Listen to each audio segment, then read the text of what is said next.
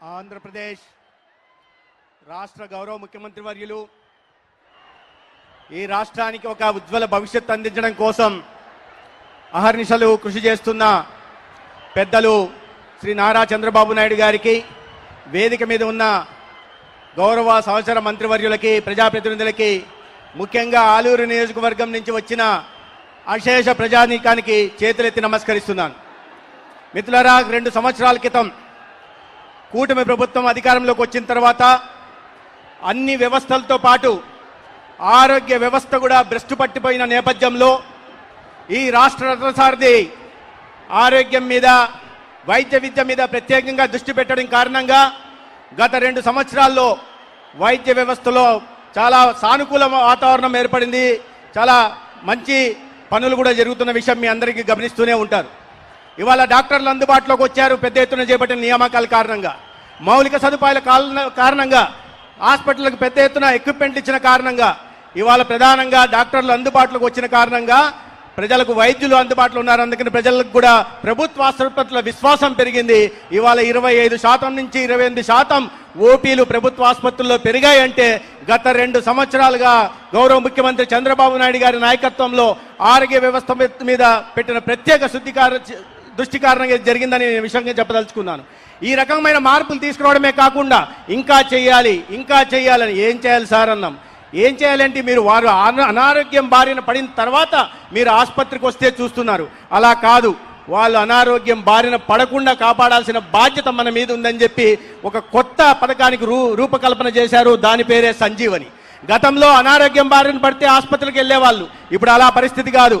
ఇప్పుడు ఆసుపత్రి ఒక మొబైల్ మెడికల్ వ్యాన్ మన ఇంటి దగ్గరకు వచ్చి ప్రజలందరికీ కూడా 41 పరీక్షలు ఉచితంగా చేసి దాదాపు 3,000 రూపాయలు ఖరీదు చేసే పరీక్షల్ని ఉచితంగా చేసిన తర్వాత ఆ పరీక్షల కారణంగా ఎవరికన్నా డయాబెటీస్ ఉందా, లేదా రక్తపోటు ఉందా, లేదా క్యాన్సర్ బారిన పడబోతున్నా వీటిని గుర్తించి వారికి కావలసిన విధంగా నార్మల్గా ఉంటే నార్మల్గా, లో రిస్క్ ఉంటే మీడియం రిస్క్, హై రిస్క్ ఉన్న వాళ్ళని గుర్తించి దానికి అనుగుణంగా వాళ్ళకి ఆసుపత్రి రెఫర్ చేసి పై ఆసుపత్రికి పంపిస్తే సరిపోతుందా? కాదు. పై ఆసుపత్రికి పోయిన తర్వాత డాక్టర్తో అపాయింట్మెంట్ ఫిక్స్ చేయడం, దాంతో సరిపోతుందా?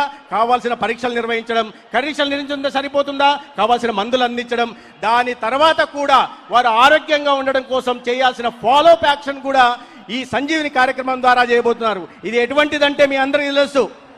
లక్ష్మణుడు స్పృహ కోల్పోయినప్పుడు సంజీవిని మొక్కను తీసుకొచ్చిన ఇది అటువంటి సంజీవిని ఔషధాన్ని ప్రజల్ని ఆరోగ్యవంతంగా ఉంచడం కోసం, ఒక ఆరోగ్యవంతమైన ఆంధ్రప్రదేశ్ నిర్మించడం కోసం సంజీవని రాష్ట్ర గౌరవ ముఖ్యమంత్రి చంద్రబాబు నాయుడు గారు తీసుకురావడమే కాకుండా ఇవాళ వెనుకబడిన ప్రాంతమైన కర్నూలులో, ఇవాళ ఆలూరు నియోజకవర్గంలో తన కుటుంబ సభ్యులు ఉన్న ప్రతి ఒక్కరూ తన కుటుంబ సభ్యులుగా భావించి ఇవాళ తను స్వయంగా ఈ ప్రాంతానికి వచ్చి ఎటువంటి బ్యారికేడ్లు లేవు, ఎటువంటి పరదాలు లేవు, మీ మధ్య కూర్చొని మీ ఆస్పరి పిఎస్సి కింద ఉంటున్న 35,000 మంది ఎవరైతే ఉన్నారో వారి ప్రతి ఒక్కరికి ఆరోగ్య సంరక్షణ చేపట్టే దిశగా కూడా ఇవాళ కార్యక్రమాలు తీసుకొచ్చడం కోసం ముఖ్యమంత్రి దానికోసం సంవత్సరానికి 200 కోట్ల పైగా అదనంగా ఖర్చు పెట్టడానికి రావడమే కాకుండా చిన్న పిల్లల అనారోగ్యం బారిన పడకుండా అంగన్వాడీ సెంటర్లో ఉంటున్న దగ్గర నుంచి పాఠశాలలో 12వ తరగతి చదువుతున్న పిల్లలందరికీ కూడా ఆర్బీఎస్కే కేంద్రంలో నరేంద్ర మోడీ గారి సహకారంతో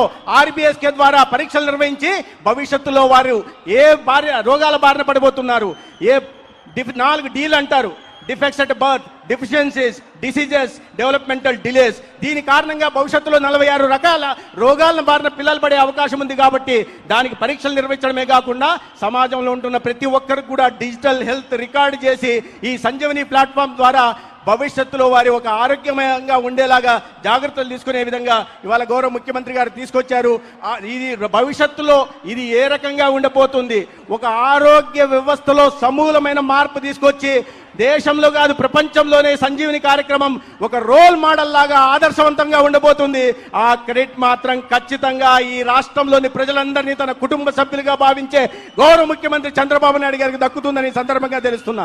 ముఖ్యంగా రాయలసీమ మీద పెట్టిన ప్రత్యేక దృష్టి కారణంగా ఇవాళ అభివృద్ధి జరుగుతుంది, పెద్ద ఎత్తున పెట్టుబడులు వస్తున్నాయి, కర్నూలు జిల్లా రూపురేఖలు మారిపోతున్నాయనే విషయం మీ అందరికీ తెలిసిందే. అదేవిధంగా పెద్ద ఎత్తున సంక్షేమ పథకాలు కూడా ఇస్తున్న విషయం కూడా మనం అందరం చూస్తున్నాం. ఒకవైపు పెట్టుబడులు, ఒకవైపు అభివృద్ధి, ఒకవైపు ఉపాధి అవకాశాలు, ఒకవైపు పరిపరిశీలన తీసుకురావడం, రెండో వైపు సంక్షేమం మీద దృష్టి పెడుతున్నా. నిన్ననే తల్లికి వందనం అందరికీ వచ్చిందా లేదా, అన్నదాత సుఖీభావ వచ్చిందా లేదా, పెన్షన్ వస్తుందా లేదా, ఉచితంగా గ్యాస్ సిలిండర్ వస్తుందా లేదా. నిన్న ఇది కాదని మత్స్యకార సేవలో ఉంటే, పేదల సేవలో ఉంటే, అనేక మంది సేవలు కాకుండా నిన్న కొత్తగా నేతన్న సేవలో కూడా మళ్ళీ పథకాన్ని తీసుకొచ్చారు. వీటి అన్నిటికీ కాకుండా ఆరోగ్యానికి సంబంధించిన ఇంకొక ముఖ్య పథకాన్ని కూడా ముఖ్యమంత్రి గారు తీసుకొచ్చారు. దాని పేరు స్త్రీ శక్తి బస్సులో ఉచిత ప్రయాణం కదా. ఈయనేంటి ఆరోగ్య శాఖ మంత్రి, మహిళలకు ఉపయోగపడేది ఆరోగ్యం అంటే. నేను ఒక ఆసుపత్రికి వెళ్ళా, ప్రభుత్వం వచ్చిన కొత్తల్లో వెళ్ళినప్పుడు ఆసుపత్రికి వెళ్ళి చూస్తే ఓపీ బాగా తక్కువ ఉన్నింది. సంవత్సరం తర్వాత వెళ్ళిన తర్వాత ఓపీ బాగా పెరిగింది. నేను ఆ నర్సుని పిలిచా, ఎందుకమ్మా ఓపీ పెరిగిందని. సార్ ఇప్పుడు ఉచిత బస్సు పెట్టారు కదా సార్ ముఖ్యమంత్రి గారు, పవన్ కళ్యాణ్ గారు, అందుకని బాగలేకపోతే పెద్ద ఆసుపత్రికి వచ్చి చూపించుకుంటున్నారు సార్, అందుకని ఓపీ సేవలు ఉన్నాయి. ఇవాళ బస్సులో ఉచితంగా, గతంలో 100 రూపాయలు పెట్టాలంటే కష్టమయ్యేది, ఇవాళ ఆసుపత్రికి వచ్చి ఉచితంగా చూపించుకుంటున్నారు అని. పక్కన అమ్మ మరి డ్యూటీకి టైంకి వస్తున్నారా అండి, మాకు కూడా ఫ్రీనే కదా సార్, మేము వస్తామని. పక్కన ఒక ఆమె మా సోదరు లాంటి ఒక ఆమె, సార్ నాకు కూడా మంచి పని జరిగింది సార్. ఏమైందంటే మా అమ్మ అంటే నాకు చాలా ఇష్టం సార్, మా అమ్మ ఎక్కడో కర్నూలులో ఉంటుంది, పోయి రావాలంటే కష్టం, ఫ్రీ బస్సు కాబట్టి ఆదివారం పోయి వస్తున్నా అని చెప్పింది. ఇంకొక ఆమె చెప్పింది, మా సోదరు నవ్వుతోంది, ఇంతకుముందు తోడి గొడవలతోనూ ఆడపడుతుతోనూ గొడవ పడాలంటే ఫోన్లో గొడవపడేదంట. ఇప్పుడు బస్సు ఎక్కి మంత్రాలయం వెళ్ళి ఆడబస్సుతో గొడవపడి, సాయంత్రం మళ్ళా ఆదోనికి పోయి తోడి గొడవపడి ఇంటికి వచ్చే ఉంది. అదిగాక ఎటువంటి వెసులుబాటు, ఎటువంటి ఆర్థిక సాధికారత అంటే మార్నింగ్ మెరుపుకలలు మన ఊరు అల్లూరులో చూసి, మధ్యాహ్నం మేఘ సందేశం ఆదోనికి పోయి చూసుకుని, రాత్రి కార్తీక దీపం మళ్ళా మన ఇంటికి వచ్చి చూసుకునే సౌలభ్యం కూడా ఇవాళ గౌరవ ముఖ్యమంత్రి మహిళల కోసం, అక్క చెల్లెల కోసం కల్పించారు. ఇది కేవలం మీరు ప్రయాణం కోసం మాత్రమే కాదు. ఒక మహిళ బాగుంటే, ఒక మహిళకి ఆర్థిక స్వాతంత్రం వస్తే, ఒక మహిళ ఆర్థిక సాధికారత లభిస్తే ఆ కుటుంబం బాగుపడుతుంది, ఆ సమాజం బాగుపడుతుంది, మన నియోజకవర్గం బాగుపడుతుంది, మన కర్నూలు జిల్లా బాగుపడుతుంది, ఆంధ్రప్రదేశ్ కూడా బాగుపడుతుందనే ఒక ఉద్దేశంతోనే ఇవాళ అక్క చెల్లెలకు పెద్దపీట వస్తూ విధ్వంసకరమైన ఆర్థిక వ్యవస్థ ఉన్న, అప్పులు పుట్టని పరిస్థితి రాష్ట్రంలో నెట్టేస్తున్న, ప్రతి ఒక్క వ్యక్తి మీద 2.5 లక్షల కోట్లు అప్పులు పెట్టిపోయినా గత ప్రభుత్వం ఎవరు పెట్టిపోయినా కూడా వాటిని అన్నిటి సరి చేస్తూ, ఇటువంటి ఇబ్బందుల మధ్య కూడా సమాజంలో ఉంటున్న అందరినీ, ప్రధానంగా అక్క చెల్లెలను ఆదుకోవాలని ఈ రకంగా ఇటువంటి విశేషమైన కార్యక్రమాలు తీసుకొస్తున్న గౌరవ ముఖ్యమంత్రి గారికి ఒకసారి జై కొట్టాలా వద్దా?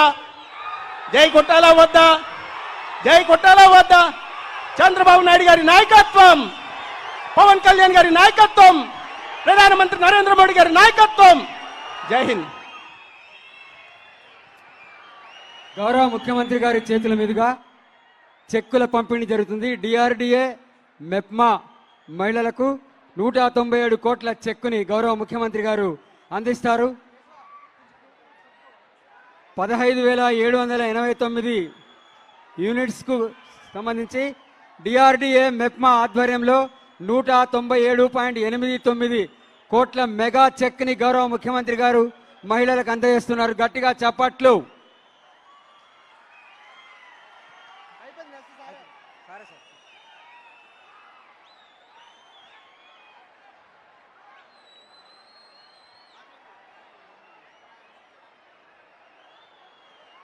డిఆర్డిఏ మెప్మా ఆధ్వర్యంలో 197.89 కోట్ల చెక్ ని గౌరవ ముఖ్యమంత్రి గారు అందించారు.